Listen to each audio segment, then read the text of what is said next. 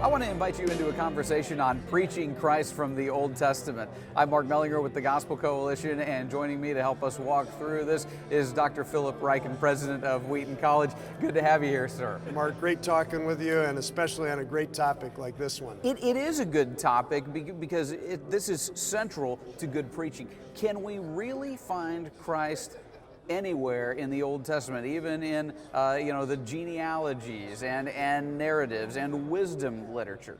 Yeah, we absolutely can. And I think we get a little bit of the key to that in the sermon that Jesus gives on Easter Sunday when he's walking with his disciples and explaining what is said in all the scriptures concerning himself, concerning his sufferings, concerning his death, and ultimately concerning the preaching of the gospel to the nations. And it's not just one part of the Old Testament. It's really, it's Moses, it's the prophets, it's the wisdom literature, it's the whole thing. Okay, well, how do we get there? I mean, explain how I see it in the prophets, in the wisdom literature. And I know that would take a long time, but, a surface level view. Yeah, I think one place to start, particularly for somebody just starting out in preaching, is start with what the New Testament says about the Old Testament and how the New Testament uses the Old Testament.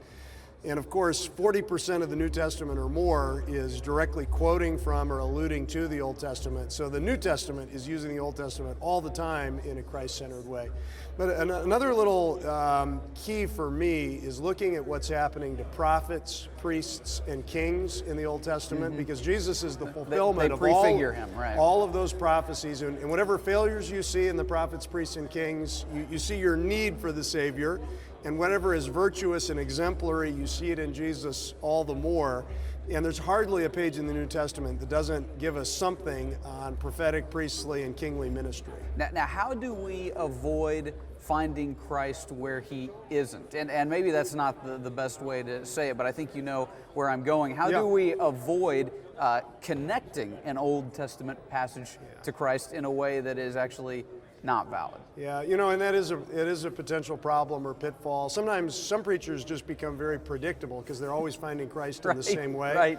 But another problem is sometimes they latch onto a detail in the text that really doesn't have any kind of Christological significance. And there's an art to it, and I think there are some principles that you can follow. But I think the basic principle is this: the better you understand the Old Testament and in its context, and what's happening symbolically, what's happening in terms of redemption and who God is, the more you are immersed in what's actually happening in the Old Testament, that's going to give you a context for understanding the story of redemption in a Christ-centered way. Is application more difficult from Old Testament passages? It kind of depends on the passage, I think. I mean, I love what Paul does in 1 Corinthians 10 when he's talking about the Exodus, and he refers to some of the things that happened there, the deliverance through the Red Sea, the provision of water from the rock.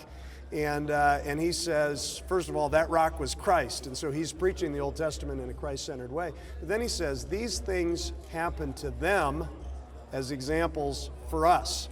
And I think that really legitimates understanding the Old Testament in a practical way. So many things you learn about trusting God and about what things to do and what things not to do and the consequences of idolatry. There's application to be gained from every page of the Old Testament. So you would be an adherent then to the Bryan Chapel sort of fallen condition focused way of putting together a sermon. Everything in the Bible tells us something about us that needs redemption and something about God that provides. Yeah, it's fallen condition, and it's also promise-giving God on every page of the Bible. No, absolutely, and I think we can preach the Old Testament in a Christ-centered way, in a redemptive historical way, but also in a practical application way.